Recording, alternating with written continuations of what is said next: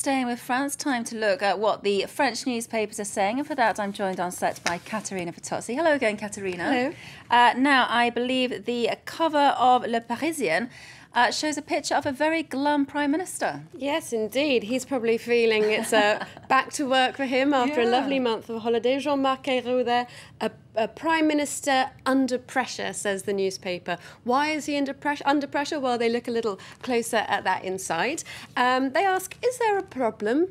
Because it seems to them and to some critics of the Prime Minister that he's simply not been doing enough. He's been in that role now for a couple of months. They say it still feels like he's almost learning to be a Prime Minister, to do the job itself.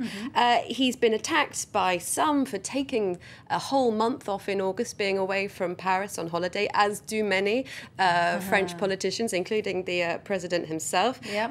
However, this criticism hasn't just come from, familiar opposition opponents. It's actually come from within his own camp itself. So what the paper says is that you always know there's a problem when lots of people start praising the Prime Minister. In fact, they say that people have been, there's three leading figures in the party who've been saying, oh, he's doing a great job, don't worry about it, suggesting that perhaps they're trying to sort of cover the fact, cover the fact there's a little bit of criticism from within the party itself. So showing that, no, everything's fine in these ranks, don't worry about us. The Prime Minister, he's back in the Prime Minister's house, Matignon here in Paris, and it's business as usual. And fully across his brief, so they'll say.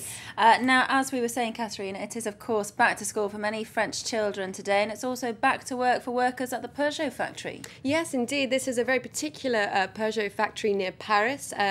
Article in Libération today. The factory is called Aulnay, and it's a return to the production floor. That's their headline there.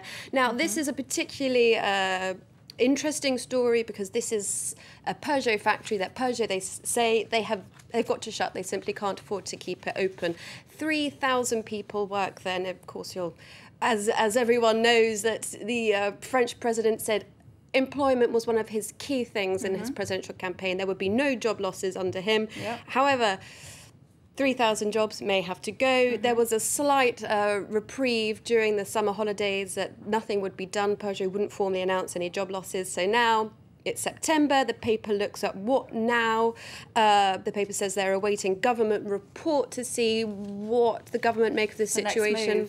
Indeed, it's going to be interesting to see. They've said that they don't want any job losses, so it's going to be very interesting to see what comes from that report that's coming out on September the 11th. It absolutely will, a much-awaited report. Now, US politics are also making the headlines of French newspapers Absolutely. Today, this is the front page of Le Figaro. President Barack Obama, the 5 challenges that face him.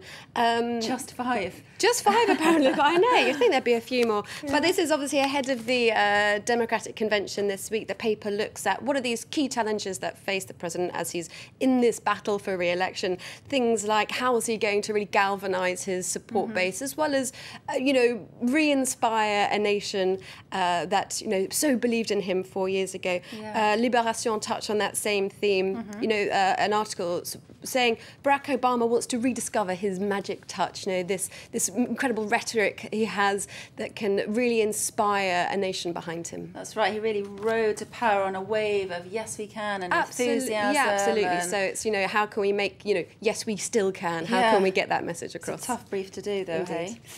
Finally, from the American president to an American pop legend. Absolutely. This is a front page of the Figaro's culture section. Some leaked emails from the tour operators of Michael Jackson's last tour. This was an exclusive in the Los Angeles Times. It's been picked up by the Figaro. Emails that detail his emotional state during this tour, saying he was an emotional wreck, that he was often drunk.